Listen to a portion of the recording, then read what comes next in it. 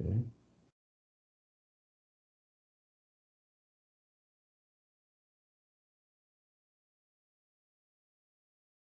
Okay, so the class is being recorded, and this is me again, Dr. Sameh, and this is AA100A. Before I started the recording, I was talking about what we did last time, and I said that last time was our first encounter, our first class, and it was more or less an overview of the course content, what we are in for, and we spoke about the fact that we have two books, and of course we cannot exhaustively cover the two books. This is obviously beyond the scope of the course. We're being selective when it comes to the chapters of every and each book. The first book has the title Reputations, and the second one is Tradition and Descent. Spoke about reputations, and we unpacked the concept, and we spoke about its different variations, and then we went all the way to the unit or the chapter that we have. I think I need to also kind of mute, or let me do something with my email because it's going to be very noisy. Let me sign out. Okay, type. So today is also about Cleopatra. We're doing the chapter that we started last time. Let me share the slides that I have with you, and we are on our way.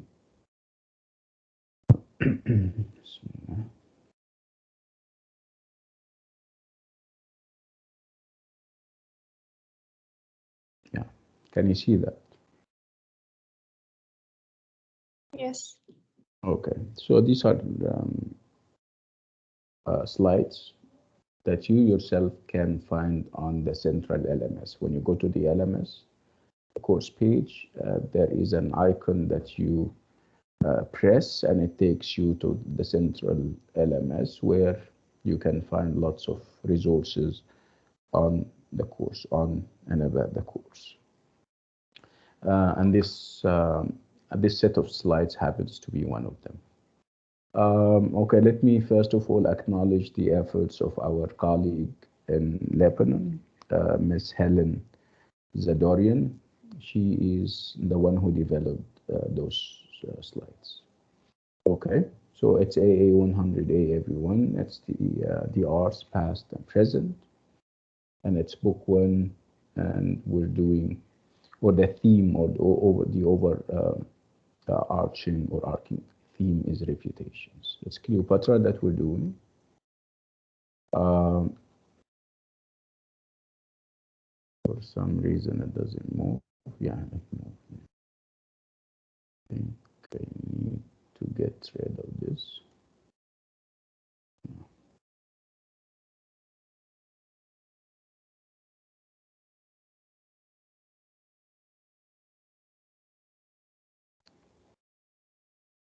Yeah, okay. So remember, we spoke about the aims. What is it that we're going with this? So the chapter has already introduced us to a variety of study skills. Remember, we spoke about, if you have evidence from history, if you have, concepts and ideas and historical events and figures from history, how you can, kind of accept those figures and accept this evidence, how to check the evidence and evaluate it and see whether it is truthful, it is honest or not. one of the skills would be making this distinction between primary sources and secondary sources. If you have, for example, a poem that would be a primary source, but if you have interpretation or interpretations of the poem, if you have analysis of the poem, that would be secondary source.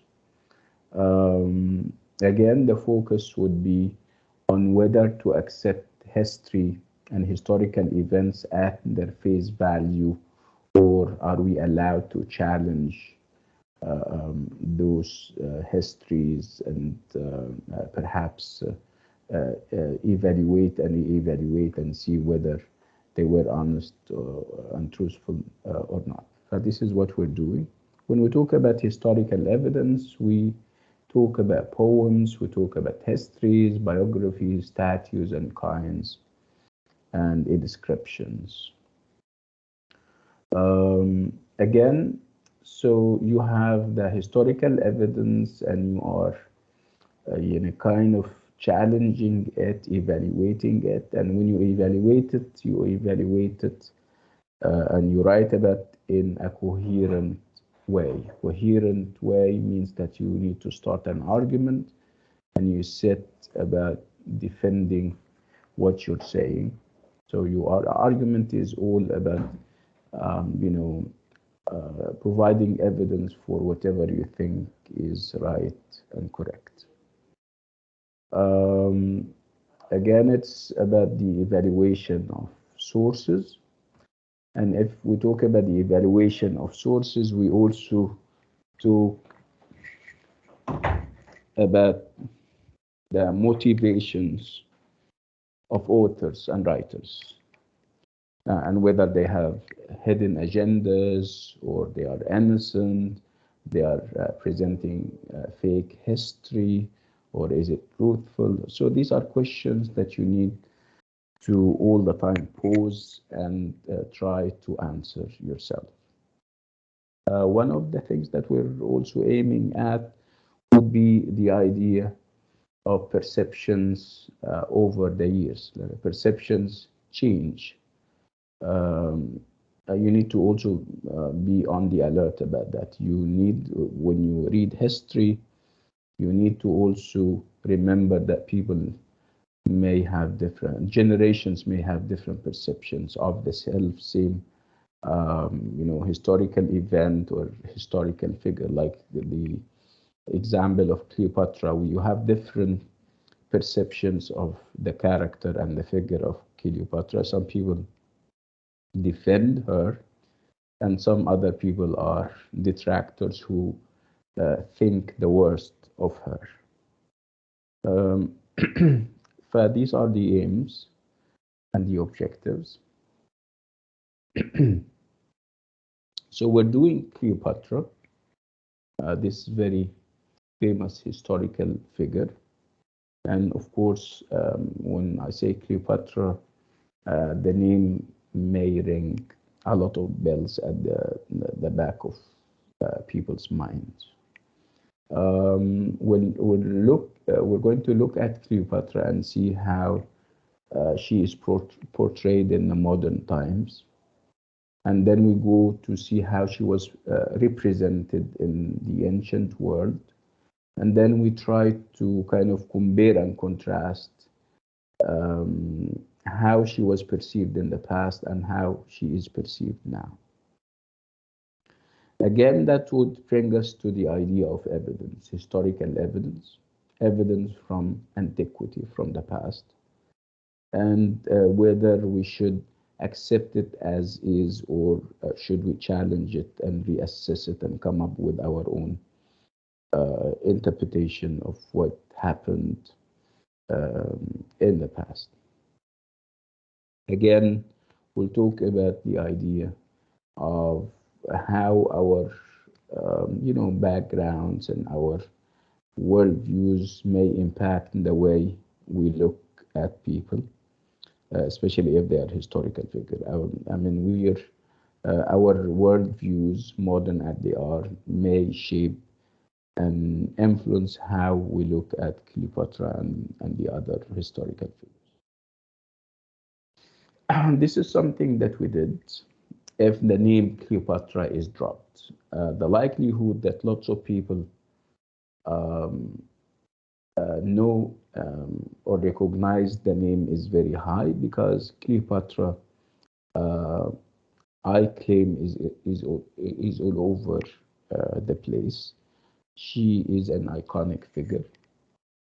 Lots of people know who Cleopatra is. They don't. Sometimes you don't know much about Cleopatra, but at least the name is familiar. We're now talking about the associations of the name. What the name invokes at the back of your mind when I say Cleopatra. Some people may say, yeah, she was beautiful, overly beautiful. Some may talk about her origins. I mean, for the most part, people know that she is Egyptian. The fact that she was a queen of Egypt at one point.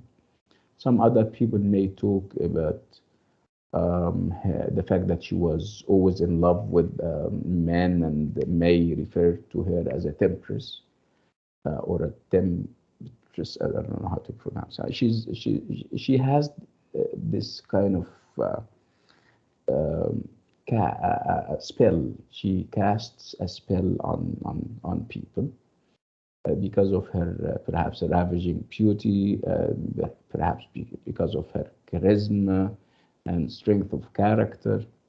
So she may mean different things to different people depending on our backgrounds of depending on how much we read or heard about her. Okay, so the images and the associations of Cleopatra, where do they come from? Normally, how do you know about people and things and events? You normally know about them from books that you may have read, from television, now from the internet, from YouTube. Okay, but we're not talking about somebody, a contemporary figure, somebody who lives with us in the modern time. We're talking about somebody who used to live 2000 years back in time. So what are our sources? Obviously, it's books. Obviously, can be statues of her, it can be pictures of her, it can be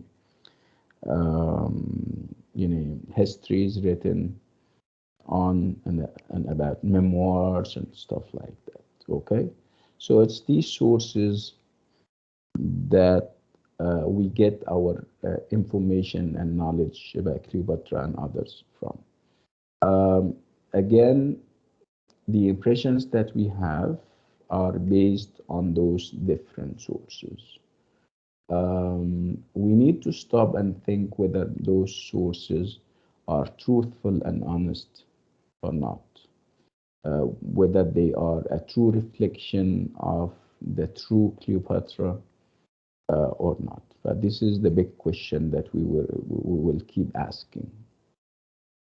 There is going to be an element of investigation, and we're going to more or less play the role of detectives. Detectives do not take things for granted. They do not accept things as they are. Detectives are normally operating and working in environment where there is a great deal of mystery. They are solving a puzzle, and in order to solve the puzzle, you need to put the clues and the different pieces together to come up with the big picture. So are we getting the big picture of Cleopatra from the old sources? Yeah, we may be getting the big picture, but this big picture may be wrong or fake false. And of course, it is your role as a reader to check that, to not to take things for granted, and to challenge whatever you receive. You don't accept things as they are. So over the time that we're going to spend challenging evidence from antiquity, we will be moving in time and space. In time, we're going to move from um, the first century Common Era to the 20th century. And in terms of space, we're going to move from Hollywood to Rome and then to Egypt. Remember when I show you or showed you the map of the Mediterranean basin, where you have Rome on top and then you have Egypt at the bottom in the south, and we started to kind of compare and contrast between the two empires in favor of Rome, which was obviously younger, more advanced, more vibrant. Remember, we spoke about that. So, over the course of our investigations, in order to get to know whether what happened, whether um, Cleopatra is given a fair hearing or not, we're going to investigate and challenge evidence that can be movies, that can be histories, biographies, coins, sculpture, and even poetry. Okay, so we're talking about ancient history, and we are trying to reconstruct the image of Cleopatra. And by image, of course, I mean character, actions, motivations, and everything in between. So we need to talk a bit about history and what ancient history means, and we need to always remember that the past is in the past. We're not eyewitnesses to the past. And even people who present the past to us, we will discover later that they were not eyewitnesses themselves. They were, the history that we receive is far removed from actual reality as we're going. So we need to be on the alert about that. So in studying history and in studying the past, obviously we have a number of issues that we have to resolve. So one big issue would be the idea of motivations. Motivations means that historians are, no historian is an innocent historian. Everyone has his or her own agenda. Everyone has his or her own motivations. People don't just write history in an innocent way. We also have the idea of historical distance, the fact that history we are very far away from the actual events, and we don't know whether whoever is conveying those events and whoever is presenting those historical figures uh, is actually saying or telling us the truth or not. So again, we have many challenges when it comes to studying history and accepting the past. Okay, so the past is normally not very straightforward, and the events and the facts that are given to us from the past are never uh, undisputed. They are normally challenged because of the contradictory nature of those interpretations. You may have two historians and they give you two different pictures of what happened at one point. Again, the idea of precision is very important. The idea of accuracy. You don't know whether what you are given as history and as past is accurate because of, again, of the historical distance that we are talking about.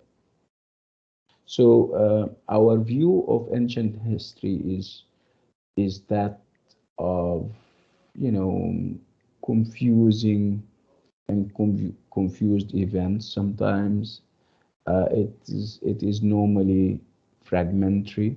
You have different pieces that you need to put together. It's normally like a puzzle that you also have to whose parts and whose small pieces you have to stick together or put together.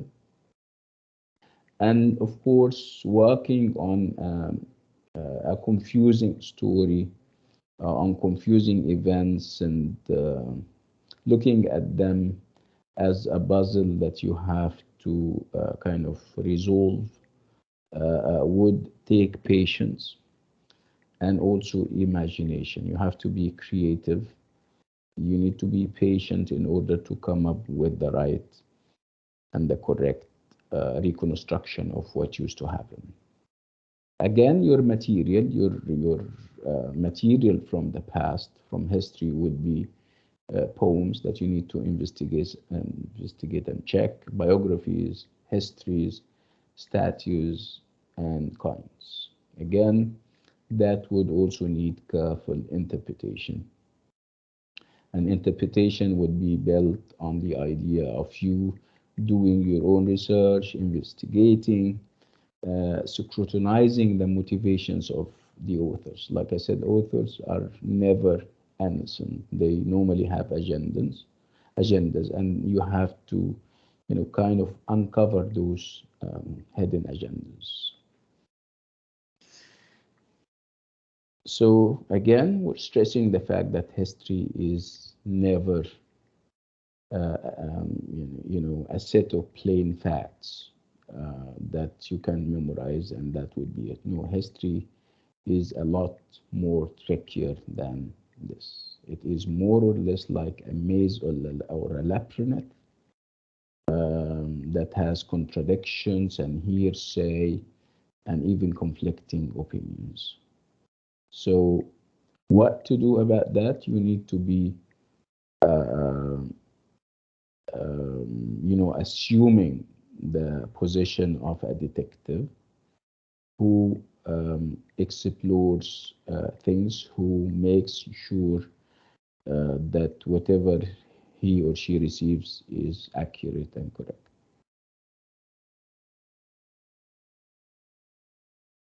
Okay, so we're talking about Cleopatra, and we're talking about the spin that was put on her at Rome. Remember, we have two two basic locations. We have Rome and we have ancient Egypt. And we have Cleopatra as a famous historical figure. So if Cleopatra is from Egypt and was the queen of Egypt, and obviously we had some queens, and they were not as famous. Yeah, for example, you need to remember that Cleopatra comes from a line of Cleopatras. There were other Cleopatras, and they went down in history unknown. Nobody knew about them. So why this specific Cleopatra? Why is she figuring very prominently in Western tradition? It's simply because she came in relation with some Roman leaders and generals. Otherwise, she would have gone down in history as just another queen. So obviously, she's not just another Egyptian, or she's not just another Egyptian queen. She's more than that. And the reason why she is very popular and famous is that at least, and especially in the European and Western popular imagination. The reason for this reputation has to do with the fact that she was somehow entangled in relationships with three um, Roman figures. She started off with Julius Caesar, and then when he died, she became an ally and a lover of Mark Antony. And then with Mark Antony, she is going to fight Octavian. So those three Roman generals are responsible for the popularity and reputation of Cleopatra in the European and Western tradition. Other than other, I mean, otherwise she wouldn't have been that famous. Other than that, or if if if this was not the case, if she didn't know any of these guys, she would have been just another peripheral historical figure whose name would have meant very little. So it's her fatal interaction with such prominent figures in Roman history as Julius Caesar, Mark Antony, and Octavian, and her various roles as the lover, ally, and bitter enemy of these men. Okay, so this fatal interaction has served to define her in the Western tradition.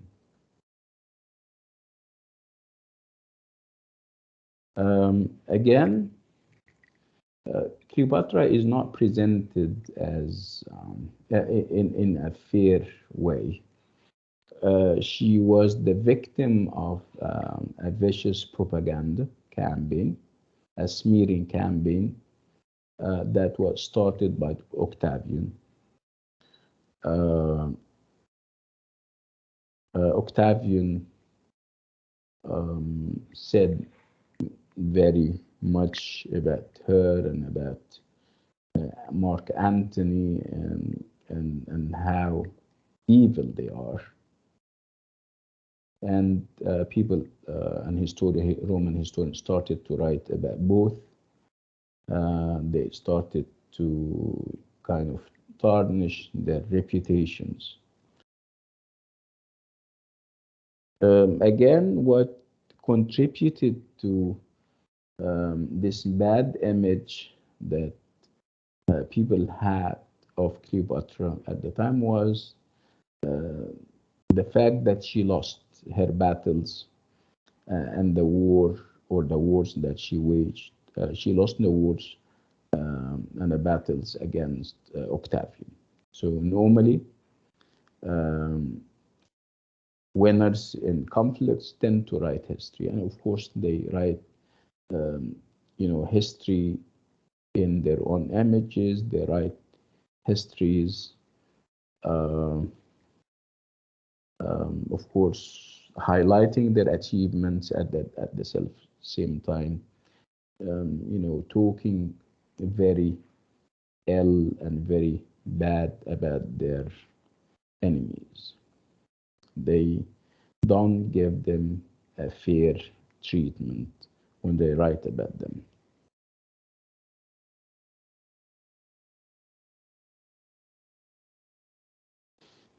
Remember when I spoke about the reasons for Roman historians to treat Cleopatra the way they did? We spoke about how she was portrayed as bad, negative, as libertine, as as a sexual predator. Even was all because of a number of factors. One big factor was that she was an enemy of Rome, of their own country. Another idea was that she was a woman, and at the time, women in the Roman society didn't enjoy many privileges, and they were treated um, in a negative way. So to have a woman as a queen, a fighting Rome was quite unheard of. That was one of the reasons. So she was a woman. She was a foreigner, a foreign woman, and she was also a queen. Remember, at the time, Rome was a republic. A republic means that Rome had elected officials. There was a parliament or a senate, and it was a democratic society. While Egypt was a kingdom where you have a king or a queen on top. So to have a queen on top, and this queen is fighting the democratic Rome, was very threatening. I mean, Roman historians were afraid that perhaps if Antony and the Queen of Egypt win the battle or the battles or the wars, they would change the political system and Rome becomes another kingdom. Of course, they were very afraid of that.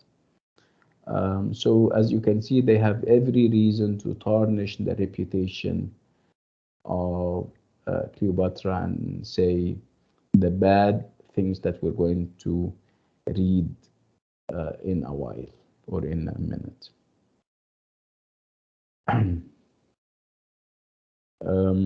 Again, one big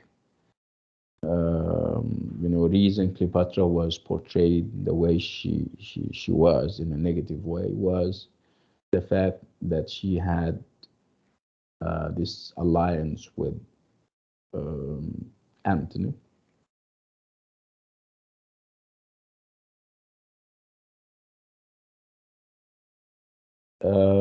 Okay, so what is it that we're going to do? We're going to look at the historical pieces of evidence that we have that are given to us so that we know about Cleopatra. So Cleopatra, we get to know about Cleopatra uh, from ancient sources, and those ancient sources, like I said, are Roman.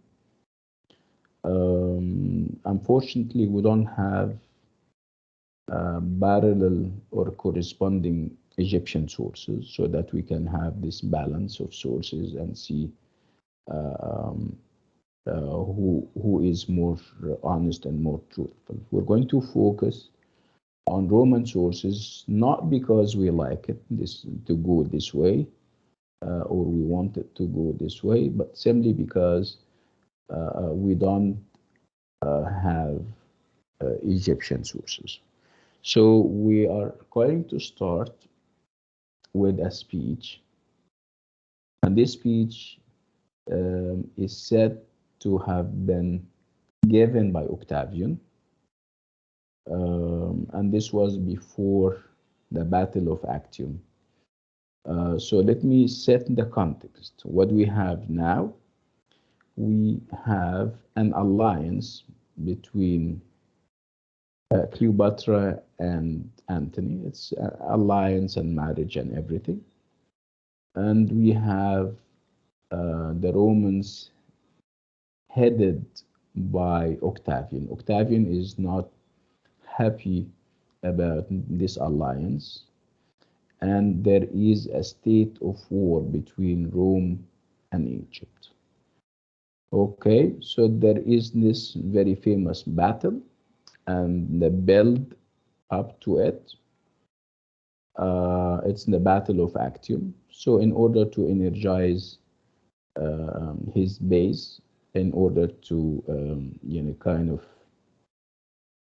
encourage his soldiers, Octavian is giving a speech. Okay, so the speech is being reconstructed by Cassius Dio, and Cassius Dio is a Roman historian.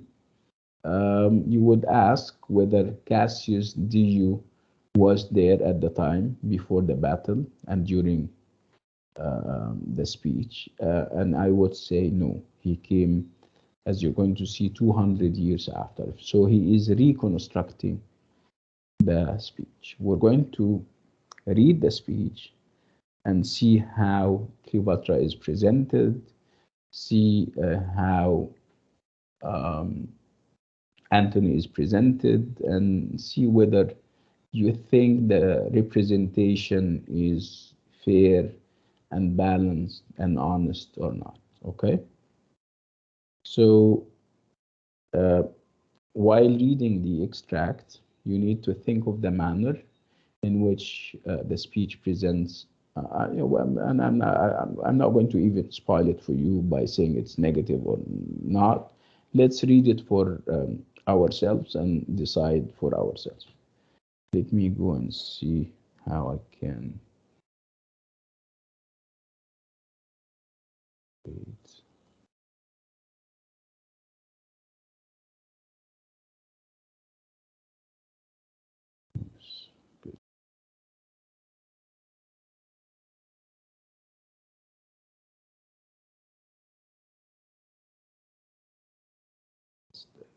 No, this is not.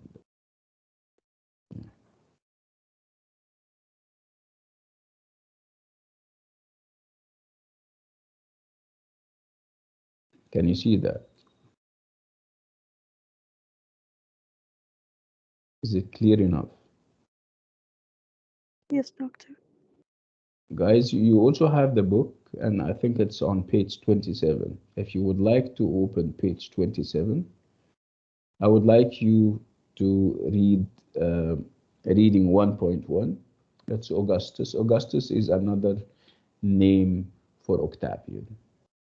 Well, go ahead. I would like you to read it. I'll give you perhaps 4 minutes to read it on your own, and then give me your impressions.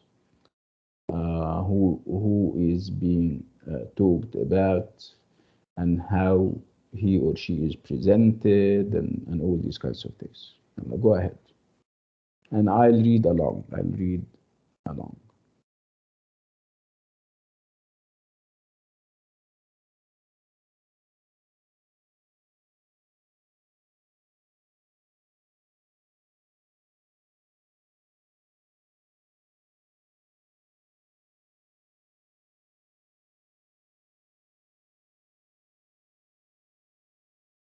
You may want you may want to jot down notes. Take down notes.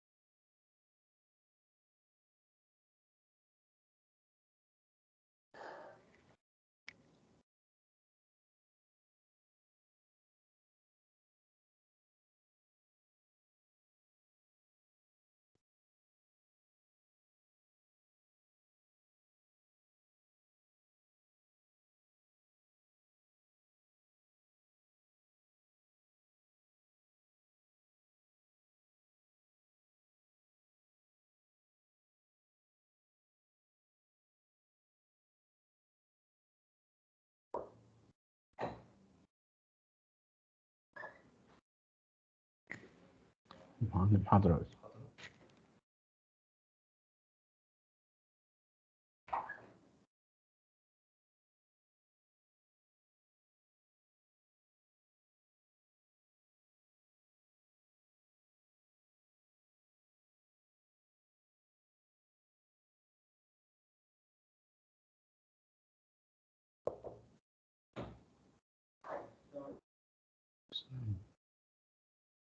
I have a class.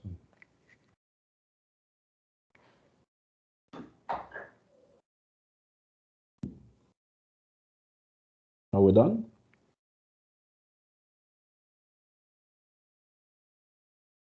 No. We're still there. Hello. Yes. Okay. So have we all finished? Have we all read? Yes. Okay. So can we talk about it? So who is talking about whom? And what is the idea? What is it that whoever is talking is addressing?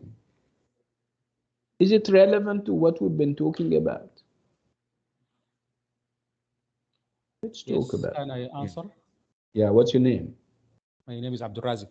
Abdelrazi. Go ahead, Abdelrazi. I think this speech, the Romans are talking about the Egyptian people, Yeah. and they are proud that they are the ruler of the greatest. I'm not here, and Is and this that you or somebody else? no, this is not me. Yeah, please mute your mic, everyone. Yeah, go ahead, yeah, Abdelrazi. And the Romans proud that they are the ruler of the greatest and best parts of the world. Mm-hmm. And they found themselves that they are spurned and troubled by a woman of Egypt. And also they describe the people of Egypt like reptiles, or they worship reptiles and They were, beasts, yes, yes, they as worship gods. side. Yes. Yes. And they, What do you think of that? Do you think this is, are you taking things as they are? no, Are you, yeah, okay. So exactly no, yeah, you need to think and see whether yes. this is reasonable or not, right? Because maybe the source, or this source maybe is not authentic, so as to Yeah, take it as it is, yani. yeah, very good. Yeah, there is. Thank you so much. Can we have somebody else?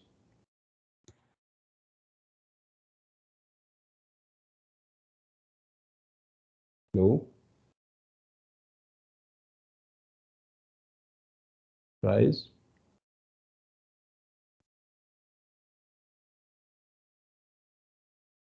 I guess we. also Yeah, go ahead. also Mhm. also this speech described Anthony in a Mhm. negative way, Yes.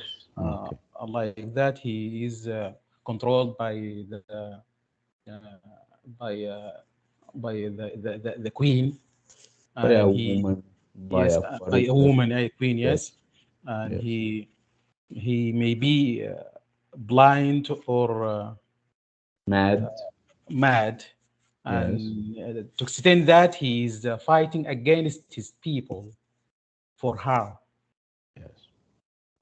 Thank you, Abdulrazi. Everyone, can we have other voice?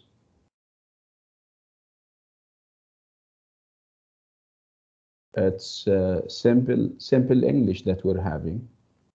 I don't think it's challenging. The level of accessibility is very fine. So why don't you come along and say something? I can complete one.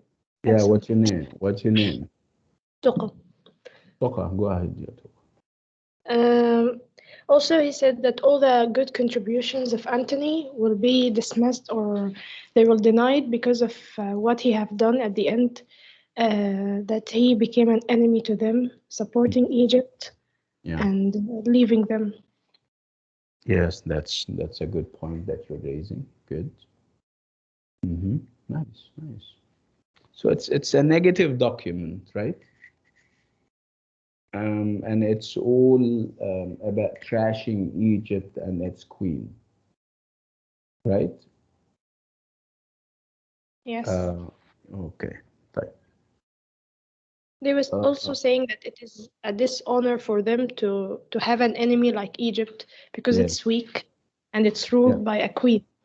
yeah, by a woman and a queen. Remember when I said the system is kingship and kingdom, and this is something the Romans are against, and said um, they are ruled by a woman, right? And a woman for them means very little.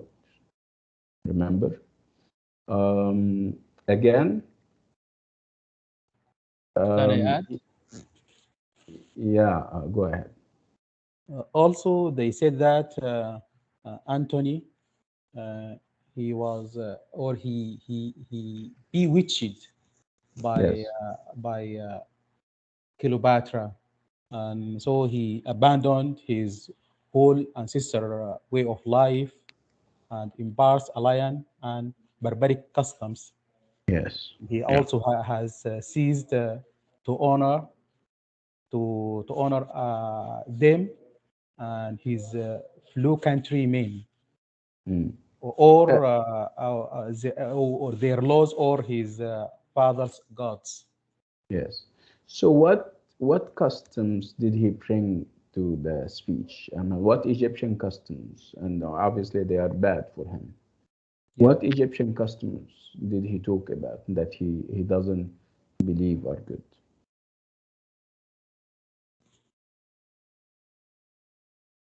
that they بيحنطوا التحنيط يعني يقول بيحنطوا Yes, they yes embalm bodies their bodies bodies. yes yeah They embalm. Embalming is tahni. yes They embalm embalm their their bodies bodies yes to and make making them appear it immortal. immortal. Yes, and They his also he said that they are forward in effrontery effrontery but and most back in backward in courage. Mhm. yes in courage. And worst of all, according to him, they are not ruled by a man, Yes, but yes, are ruled by by they are a the woman, slaves of a woman. the See? slaves of women. Yeah. Yes. Is that clear, everyone? Okay. Yes.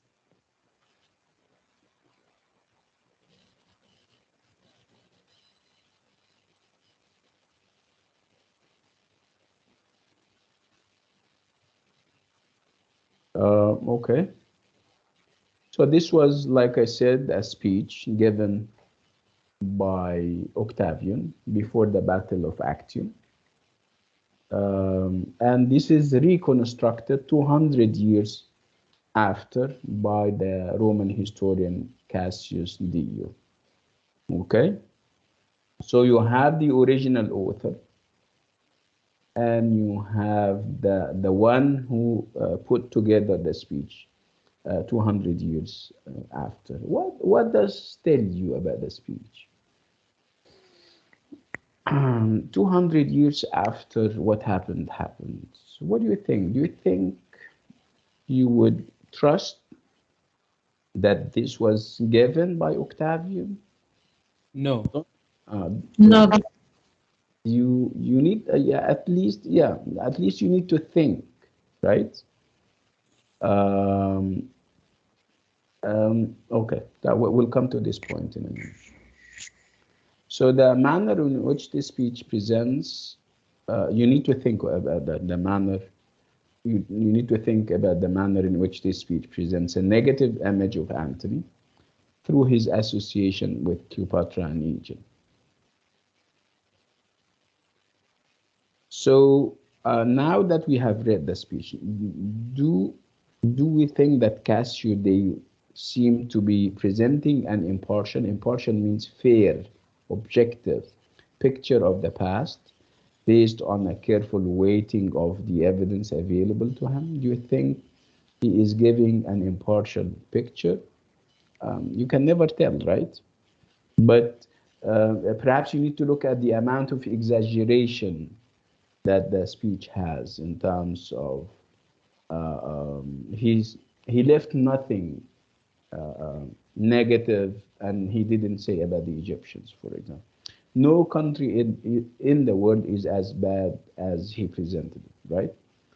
A country can be bad, but can it be that bad? Obviously, we need to stop and think.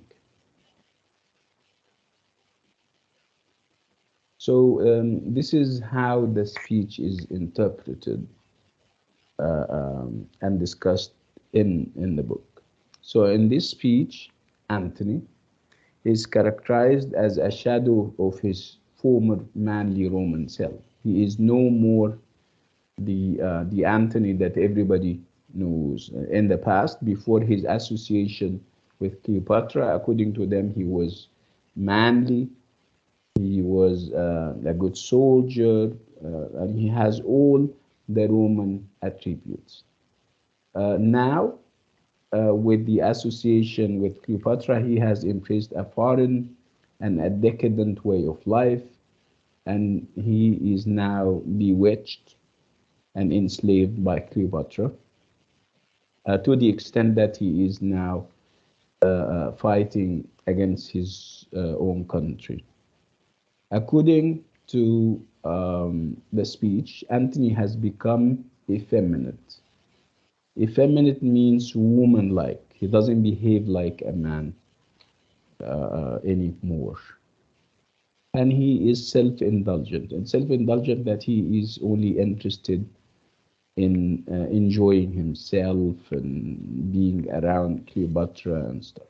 He became soft, and he is no longer a threat to anyone. He is more of a dancer and a lover, rather than a fighter. And of course, there is this kind of contrast between Rome and Egypt in favor of Rome, of course.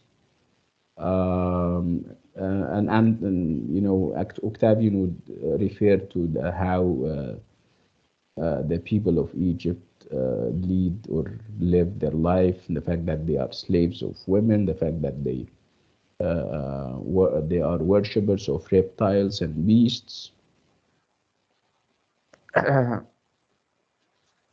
So it's all negative, as you can see. And he started off with these negative things, and then as if he is trying to pave the way for what is next. What is next is that we cannot help but defend ourselves. This is all imposed on us by Antony, and at the end, we cannot stay silent. We have to do something. And he makes it seem that they are being attacked by the Egyptians and Antony, and that they are innocent, and they were um, just there until the Egyptians started to fight them, which is obviously not true. I mean, Rome at the time wanted to take over Egypt. Again, what we can take against the speech would be that this speech was reconstructed by Cassius Dio 200 years after the events. And this is not an eyewitness account. He wasn't there at the time. Again, you need to also remember that they didn't have, you know, we didn't hear of historians going to schools where they train as historians. No, anybody can be a historian. They didn't have special training in, you know, picking up sources and making sure that they are accurate and factual. So it was just another job that wouldn't require much training. Whereas in the modern times, in order to be a historian, you need to do intense and intensive training. You need to be able to make distinction between primary sources and second sources. You need to go to libraries and check and double check and all these kinds of things.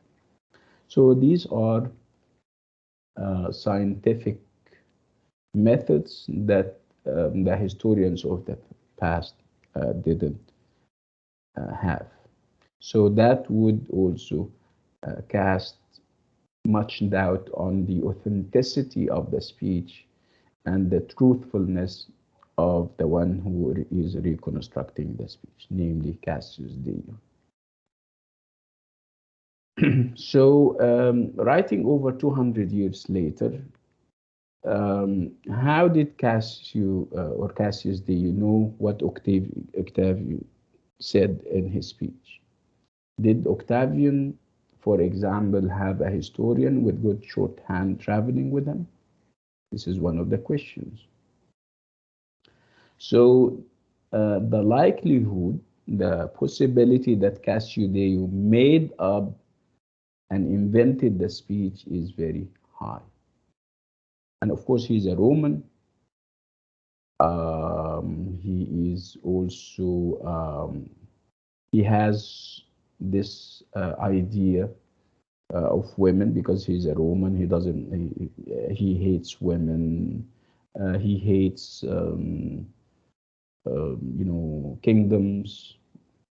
That could have affected the way he reconstructed the speech. He added his own judgments and perceptions.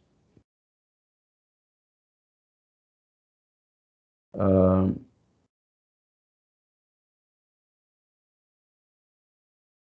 and then we move to another historical evidence. It's also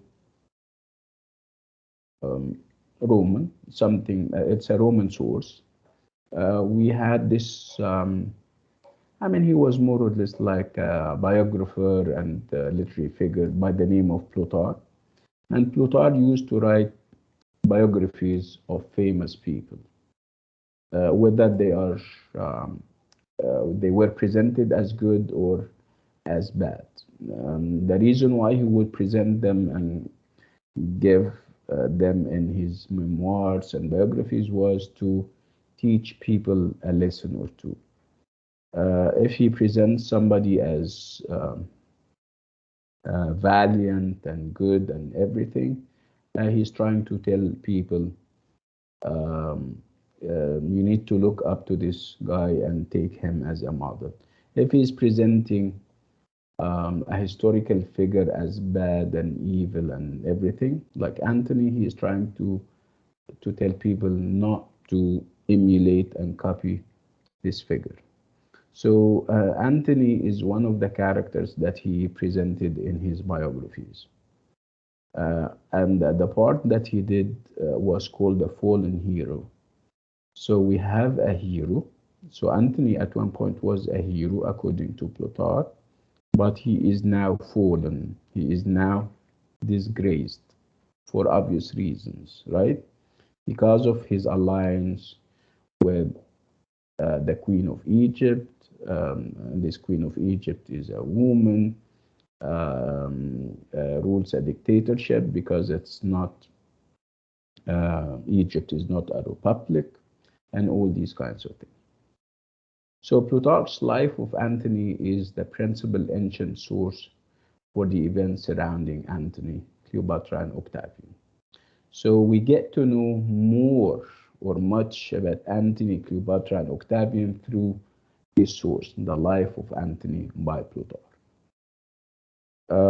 Again, we have a problem like we had with Cassius Dio. The fact that this biography of Mark Antony was written 150 years after the events. So again, you have a distance. How could he know what he knew? Remember, 150 years is big. Again, you also have another problem, which is that Plutarch is not giving us a conventional narrative history. No, this is not his intention. He's giving us a series of character studies to illustrate the virtues and vices of the great figures of Greek and Roman history, which means that he's going to be highly selective in the events that he presents. He would use events that he thinks would serve his purposes, and he would omit or drop out events that he doesn't think relevant or significant. Again, he decides, and this is a problem. He's not giving us history as it happened and then we decide for ourselves. This is the problem that we have with Plutarch. Okay, so let's read an excerpt or part of what Plutarch is giving about Cleopatra, and I would like you to read this part. It is in front of your eyes. It starts with the love. Yeah, go ahead. You guys have 2 minutes.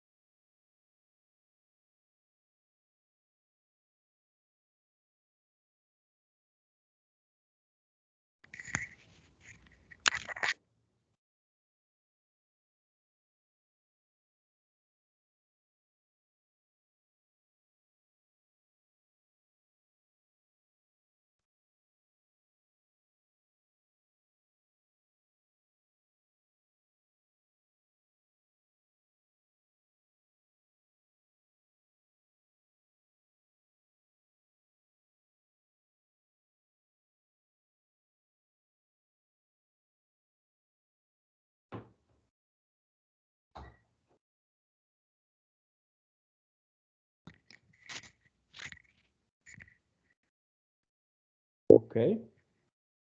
So what do you have to say about this part? May I remind you that Plutarch is another Roman? Would it make a difference to know that Plutarch is another Roman, is a Roman, biographer? Yeah, let's talk about it, everyone. What do you make of this part of the biography? Can I speak? Are you the same one? Are you Abdurrazzaq? No, I'm Jossam. Jasim, go ahead. It's about how crazy love is.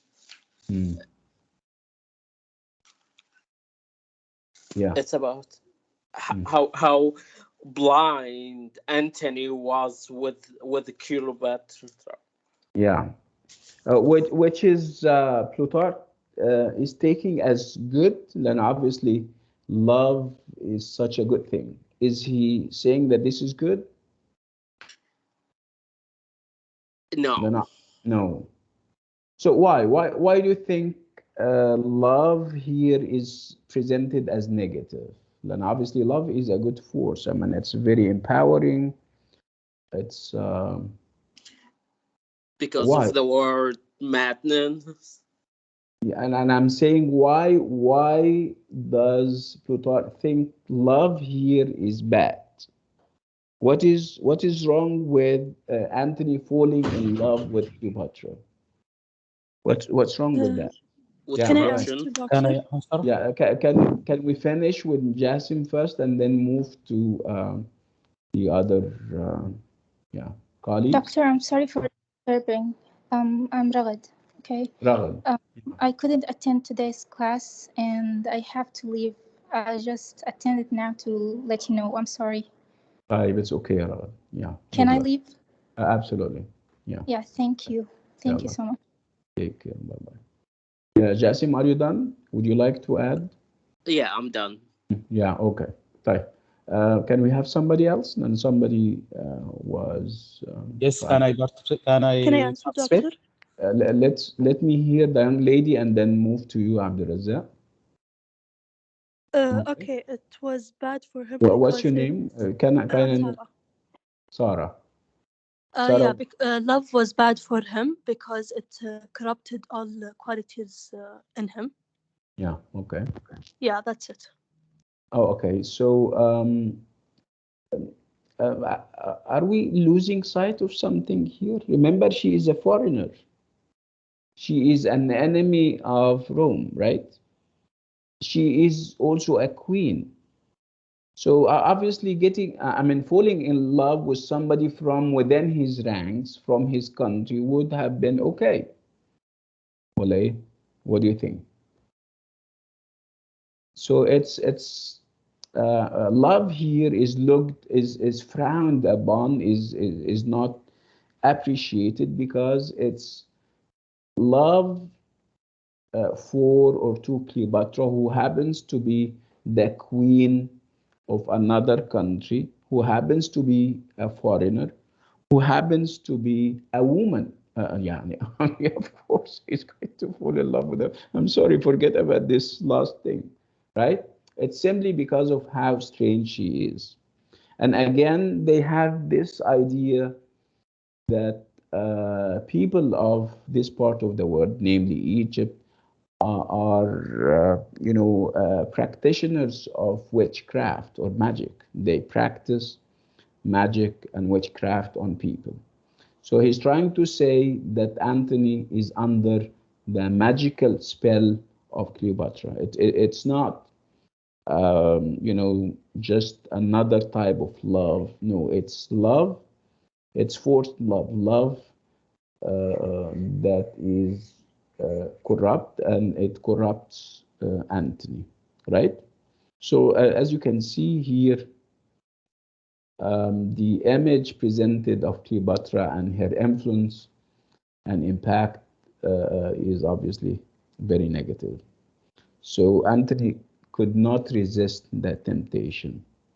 And if you have temptation, you have ideas of things that are not natural. You don't have two people looking at each other and falling in love with each other at first sight, for example. No, this is not happening. He's trying to say that this is forced love, and it's Cleopatra and with her magical powers as Egyptian. It is through that she could cast a spell on Cleopatra.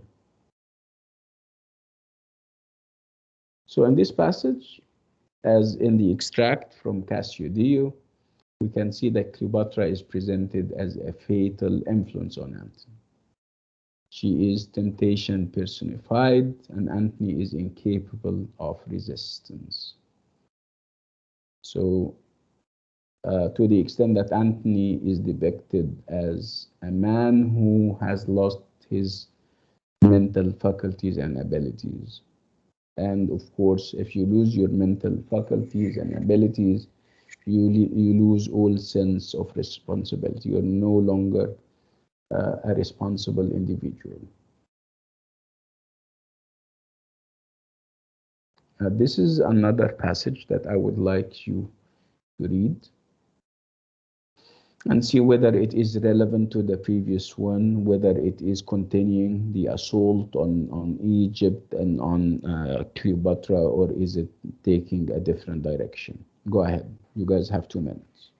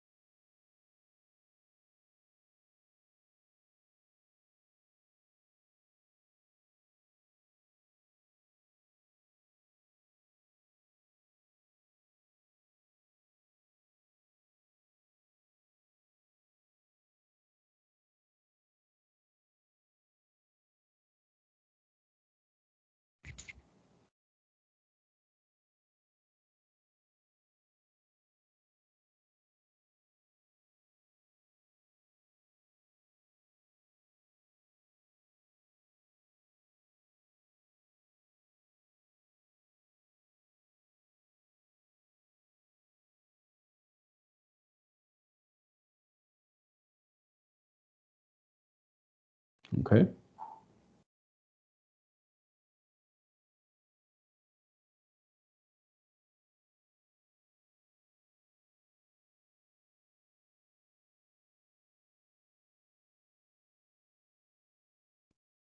Okay.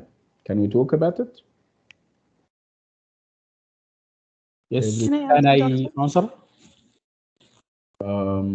Okay, go ahead. Here in this plot, present Cleopatra's appearance, and he said that Cleopatra is not was not so, or the most beautiful woman, or of women. Also, he said that Cleopatra is capable of casting spell over men. Okay, Mm. and the portrait of Cleopatra as bewitching Antony is a constant theme in the Roman sources. Or Are you reading or something?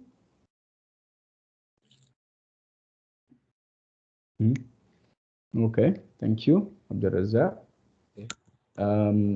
There was a young lady. Would you like to contribute something? Go ahead. Yeah, I was going to say she charmed everyone. Mhm. Everyone talked to her, felt like they were um, how can I say it? Like she spell everyone she talked to. Is People it felt is it her attractive to her her. physical?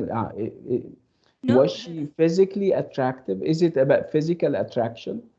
Was she no, the most beautiful? no. Uh, It's not her appearance. It's her uh, character. yeah, very good. She's very charismatic, in other words. Yes, Yeah, very good. Yeah. Okay. What's your name again? Sorry. Sarah Saud. I just switched Yeah. sections. Oh, Sarah. Sarah. Sarah, are you the one who spoke to me on? Yeah. Yeah, I emailed you. Yeah, yeah. Yeah. Okay. Okay. Thank you, Sarah. Any other insights? You guys are saying very beautiful things. So again, here the focus is not on her physical beauty, because obviously he's trying to say that perhaps back in Rome we have more beautiful women. It's about the strength of her character. It's about the force of her personality, right? And it's not obviously Antony who is kind of attracted to her. It's everybody. She has this power of personality, and she would uh, kind of influence everyone. Again, when we talk about personality, that's fine. But if we talk about personality and the fact that it has such a spell, we have again a variation on the idea that somehow Egyptians are practicing magic and witchcraft on other people. Okay, but he doesn't forget that, obviously. It is true that he admires the personality, but he is saying that it has a measure of witchcraft to it. So as you can see, she was not the most beautiful of women, according to Plutarch, and her captivating effect relied not so much on the stunning nature of her looks, but rather on the force of her personality. Again, she would cast a spell over men, and this is, of course, a reminder of the fact that the Romans used to think of Egyptians as witchcraft and magic practitioners. Is that clear, everyone? Yes. Okay, good. Again, we have, and this is on page 10. This was, kind of a side story. I mean, Plutarch is also giving us an account of the first encounter between Antony and Cleopatra. Antony came to Egypt as an invader, and they did invade Egypt, and they could kind of win over the Egyptian side, and Cleopatra was called for. She had to go anyway. As a conquered queen of the land, she had to submit or hand herself over to Antony. He called for her, he summoned her, but she took her time. She didn't go right away. And when she decided to go, she had such a glamour around. She was very extravagant in her parade to the place where Antony resides. It was all ceremonial. Her entourage and the way they dressed, it was very mythical, very spectacular.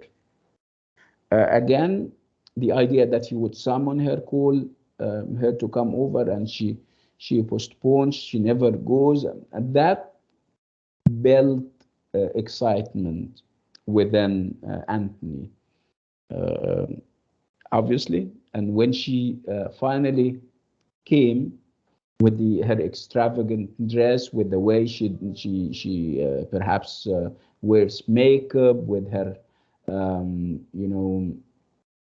unique beauty, because she was beautiful, but in her own way. Also, the strength of character and the charisma that we've been talking about. The guy fell for her. He fell in love with her. Okay, so she went, and it so happened that obviously they fell in love with each other, and over time they would get married and have kids and also become allies. So again, that is a continuation of this idea of extravagance, this idea of maneuvering that Cleopatra was doing, and obviously Plutarch is not giving her credit for that. What Plutarch is giving Cleopatra credit for was her noble, what he sees as noble death. The fact that after everything is over, after she was defeated by Octavian, she decided to commit suicide rather than hand herself over to Octavian. She knew, and this was the practice. This was the Roman practice. If they conquer another country, they would take the queen or the king or the ruler, and they would send him or her to Rome, where he or she is kind of paraded around the city, moving around, where people look at him and perhaps throw stuff at him or her. It was a very disgraceful display. So she knew what is coming. She knew that she is now defeated. And Antony, by the way, is dead. He also committed suicide. She decided that instead, rather than kind of surrendering and giving herself up to Octavian, she would commit suicide with the help of a snake. Again, this is very noble. Plutarch is saying that this is noble, and this is the only noble thing about her. She decided to die in a Roman way, because history has it that when a Roman soldier is defeated, he doesn't submit, or he doesn't surrender, he doesn't give himself up, he kills himself.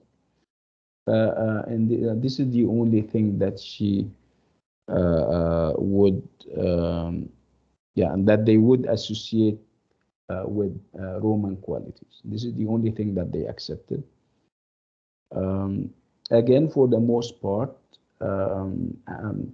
Plutarch was also against Cleopatra.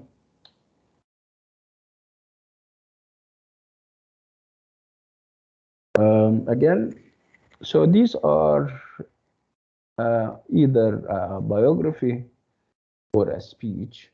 We also have pieces of literature.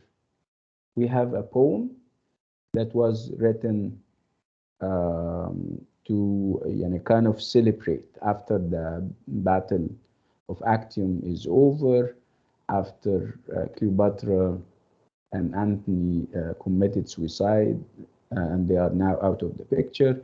We will have a Roman poet by the name of Horace celebrating and talking about what happened. Let's remember he is Roman, and the word Roman would mean something by now.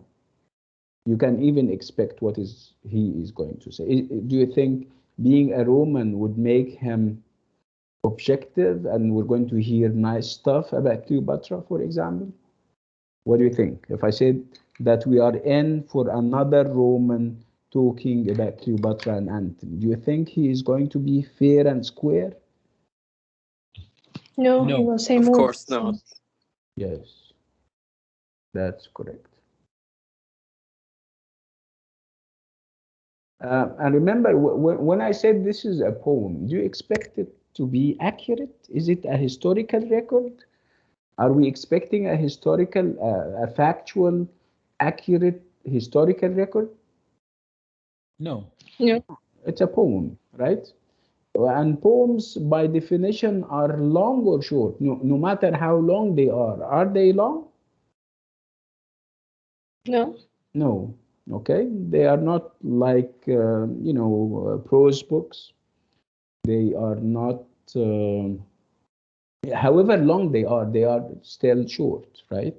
And because poetry is about precision, is about compactness, whatever people say in books and in volume of books you have in a small space in a poem, right? So you don't expect to see history reproduced, in other words, okay?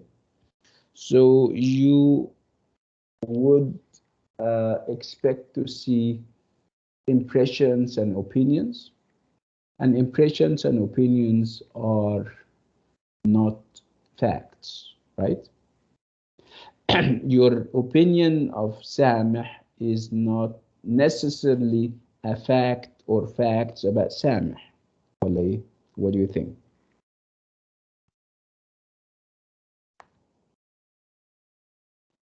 Yes, because facts are something proved. Yes. Okay.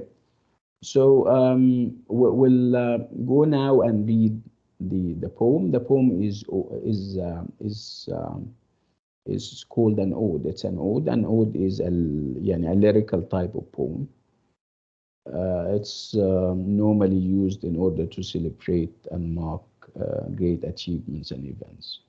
So let's go to the poem and read it and see what it is all about. Again, we have our own expectations based on the fact that we know that this is written by a Roman. Yeah, this is the poem. Can you see that? I think you can.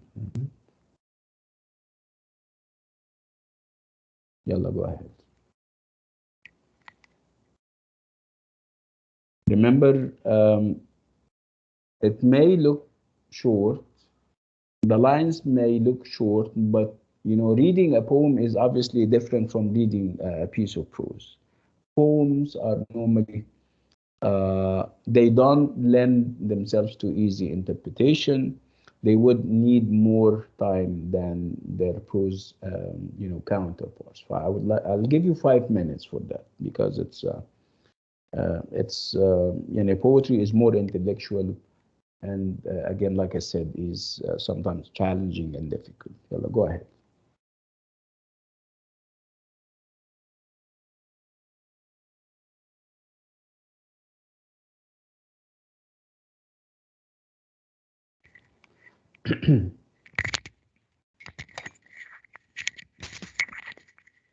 I'll be right back. Huh?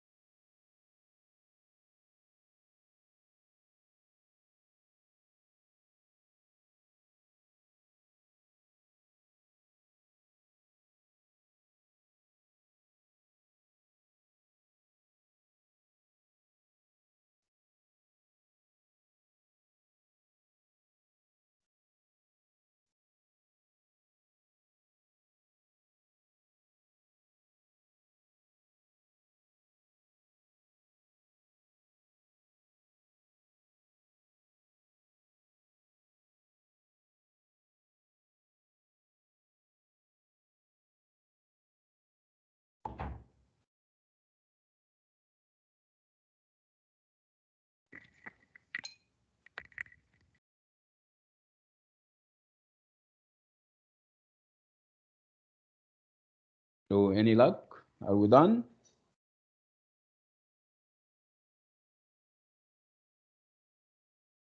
So I'm done. okay, good. Are we all done, everyone? By the way, this is poetry, and like I said, poetry is the most intellectual of all the other genres. But it's okay if you haven't gotten much. But obviously, we have provided the needed background. You know what we're talking about. You know the context, and you know that it is written by a Roman, and it has Cleopatra and Antony spoken about. So you can also, kind of connect the dots and come up with your own conclusions. Yalla, let's talk about it. Can we have fresh voices that we haven't heard before?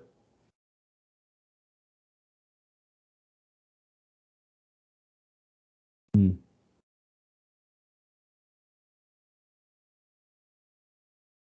By the way, literature, when it comes to literature, there is nothing wrong about saying wrong stuff, because obviously there is nothing wrong in saying something in literature, as long as you can defend your opinion, you can justify, and you can give examples. You have no problem. Okay, just say what you have to say. Not have to worry about people judging you, saying that what you're saying is bad or wrong. There is, again, nothing wrong. Literature is not about wrong interpretations. It's about saying what you have to say. Yeah, go ahead. We had a young lady, and she said that she finished, and I think she can say something. Go ahead. Is it Toa that we're talking about? Or Yes. somebody else? Yeah, okay, Toa. Whatever you understood. So he started the poetry by speaking about that they succeeded in taking Egypt. Mhm. And then he started describing Cleopatra as a mad woman who, when they started to win, or when Rome won the war, Mhm. she started to think in the right way, and she became a humble woman by killing herself Mhm. Okay, that's by a interesting. snake. Yeah, okay. Um, who else? And what else? Doctor, can I note something I liked about Yeah, the poetry? yeah. What's your name? Sarah Saud. Okay, go ahead, Usar. That Cleopatra was looking for a noble kill, death, and she didn't show any fear like any other woman. Mm. So yeah, that's what I liked. You like, I mean, your observation about the kind of death that Yeah, she. it shows how strong she is. Okay. My question is whether Horace agrees with you, Yasara, or not. What do you think? Is he presenting this as, as a source of admiration? Does he admire the way she died? No, Like, I think he was angry about the way she died. okay, okay. Thank you, Sarah. Somebody else? There was a gentleman and he wanted to contribute something. Yeah, Oh. even though the poetry is about the trash in Cleopatra, but I still love it and love the way that he was describing everything and how they must celebrate the death of Cleopatra. Yeah, that's interesting. Thank you, Jassim. Okay, so how did they start? And obviously, the poem, we have perhaps a change of heart. He started off in a certain way, but he ended the poem in a different way. Did you feel that this change of heart, the change of perspective, perhaps? Yes, His, can I add yeah, something? okay, yeah, go ahead. I think the bomb started, as we said, with the celebration, Mhm. and also it ended with the celebration of the defeat of Cleopatra. Yeah. Mm. And also they uh, describe, or they don't didn't mention the name, or the name of Cleopatra, but it said the queen instead Mm. of her name. Yeah, that's a good point.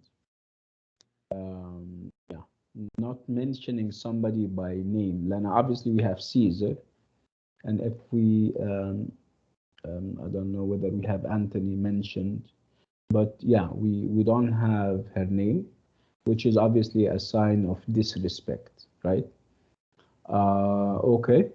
So like I said, that this is if remember the speech, remember the speech by Octavian at the beginning, which was reconstructed by Cassius Dio. This was before the war, before the battle, and obviously this poem is after the battle, where obviously the Romans, emerged victorious. And obviously, Horace is marking the occasion, and this is how he started. He started saying that we must drink and celebrate, uh, and it's time to load the couches of the gods with Salian feasts. We need to have feasts all over, right? Um, and then he refers to Cleopatra, saying that she is a mad queen, and she has contaminated men. Contaminated means that there is something poisonous about this race of men. I mean, he meant obviously the Egyptians and the queen. Uh, and he would refer to the fact that she had this unbridled ambition. She, if given the opportunity, if she emerged victorious, she would have ruined or destroyed the capital. The capital is obviously the symbol of democracy. It's where the Senate and its members convene and meet in order to make laws and stuff. So he's trying to say that, thank God this is not happening. And this lady came, she was stopped, uh, and we are now victorious. And he would, yani, continue this narrative of abusing and trashing her by saying that she is also deranged, which is a variation on the word mad.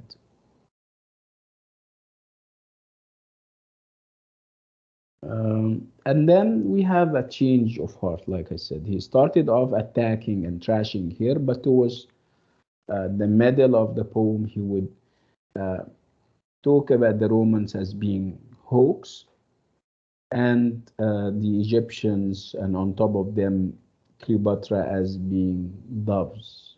And of course, you know the difference. A hawk is wild, is valiant, is courageous, while a dove is meek.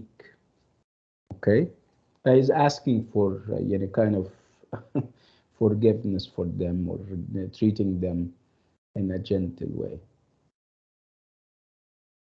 Yeah, and then he would refer to how she died, and again the idea that she died a noble kind of death. And the poem would continue like that uh, until the end. Again, this is another example of Roman bias against Cleopatra, of Roman denigration of the character of Cleopatra, which is typical. and which is expected of Romans for obvious reasons. We spoke enough about the reasons, right? Okay, let's go to the slides.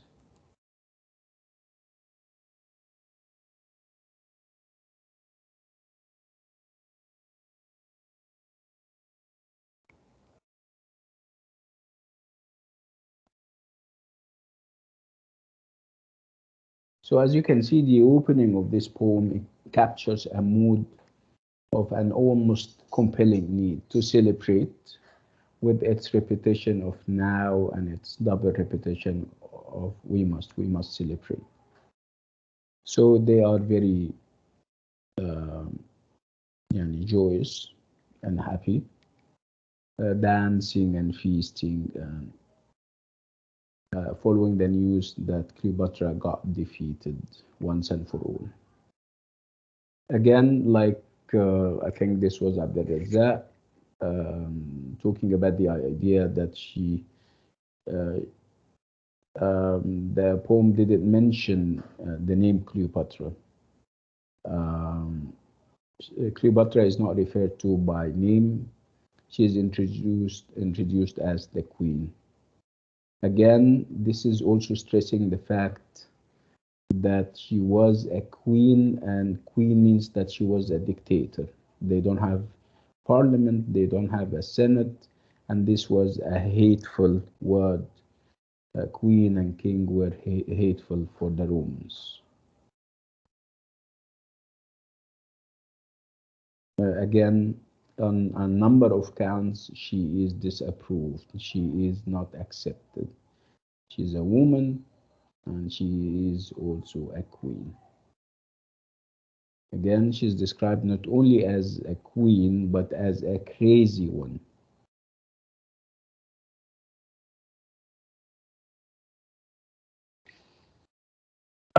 We don't have anything about Antony, as you can see, which means that Antony was completely diminished. He's no more, again, on account of his association with Cleopatra. It is as if the Romans are trying to say that we don't have a no matter how bad Antony has become, our war is not against Antony, because after all, he is our son. He is one of ours. Our problem was with the Egyptians and with Cleopatra.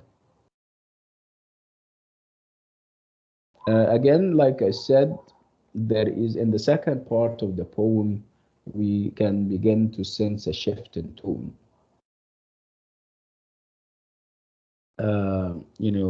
Like I said, Cleopatra and her people are presented as gentle doves, and the Romans are presented as hawks. Of course, hawks would invoke the image of courage, power,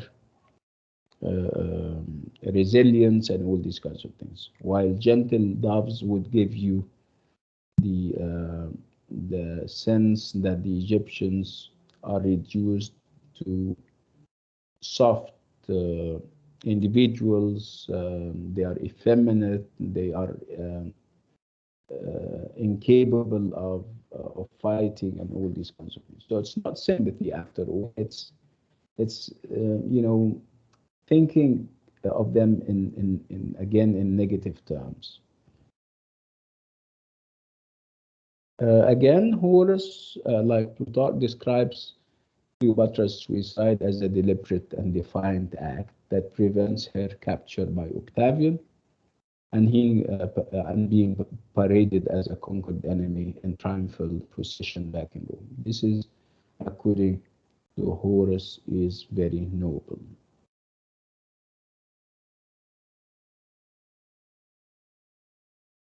She acted with a nobility and resolve that was worthy of any Roman aristocrat.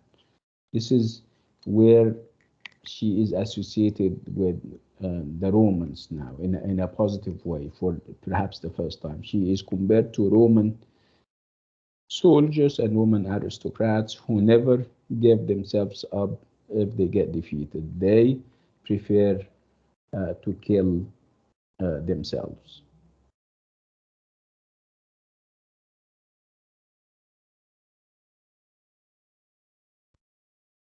So as you can see, Rome is presented as manly, austere, disciplined, and principled, while Egypt is presented as effeminate. Effeminate means woman-like, reckless, indulgent, and debauched. Debauched means they don't have any morals.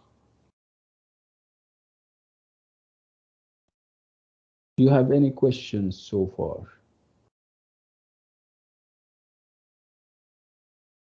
Hello. Yes, doctor. Yeah. Do you guys have any questions? Yes. Yeah, go ahead. Yes. Next week we are going to have a quiz. Is it going to be from the whole chapter or from what we have stopped? No, we still have.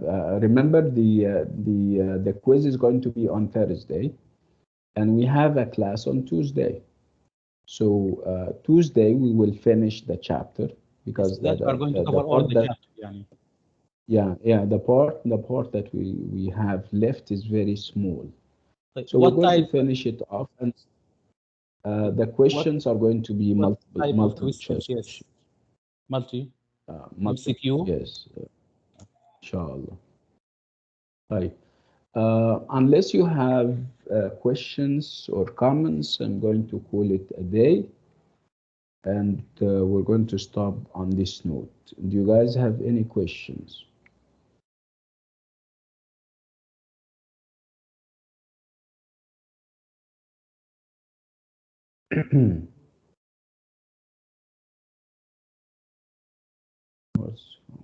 Yes. Do you guys have any questions before we leave? No, I don't have any questions. Okay, I have how one. many It's not related to the unit. Yeah, related to the unit. Go ahead. No, it's not related to the unit. It's not related. Okay, go ahead. There is for the IT department, there is a club, yes, for the artificial What? intelligence. Yes, I think. Uh, On the Telegram, I- a group on the Telegram where okay. they share some activities. Okay, go on. Yes. Is So, there one, the same one for the English, the Faculty of English Language? it's a good idea. We can start one. And Yes, sure, where are you doctor. from? Are you in Riyadh? Then it depends on where you are, and it can Yes, be a local. I mean, in Jeddah, for example, we can start one. In Riyadh, they can have their own in the MAM. So it depends. no, I'll consider that. I mean, in Jeddah, for example, we're going to Jeddah and Medina. We can start one.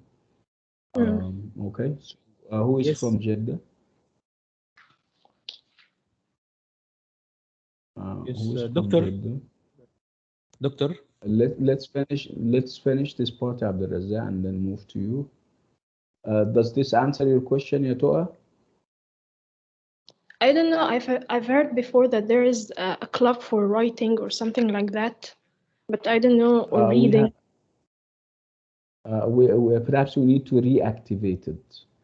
We have a writing center where people attend if they have issues with writing. We can help them with. But we can start something that has people, showing their talents, people writing poetry, people, performing and acting. We will activate that, inshallah. Okay, thank you. Okay. Thank you. You're welcome, yeah, Toa. Abdul Razzaq. Yes, I would like to ask if there is a group WhatsApp for this course. If there is a group. Yeah, I think you guys have a group, but I don't want to be a part of the group, and it's very عبد disturbs الرزاق me. الجروب حطاه في الشات. Chat موجود. If you guys, اي she, موجود. طيب, Sarah is saying that there is a WhatsApp group that you guys can join. I can't see the Uh, number. There is number or لا link. link. Where is it? Yeah. Could you send it any again? I can't see it. Okay, thank you. any other queries or questions? Yes, doctor. We should learn Yes. study or from the book or slides. Both. You study the chapter, you read the chapter, and then the slides can organize things for you. When you have finished, you don't have to go back to the book. You read the chapter once, and then when you want to study again, you go to the slides because they are very comprehensive and very exhaustive. They cover everything. But your starting point would be the book itself, the chapter. Okay, thank doctor. Anybody else? Hello. Right. Thank you so much. It was nice meeting you this afternoon. I'll see you next week, inshallah. Assalamu alaikum. Bye bye. Thank doctor.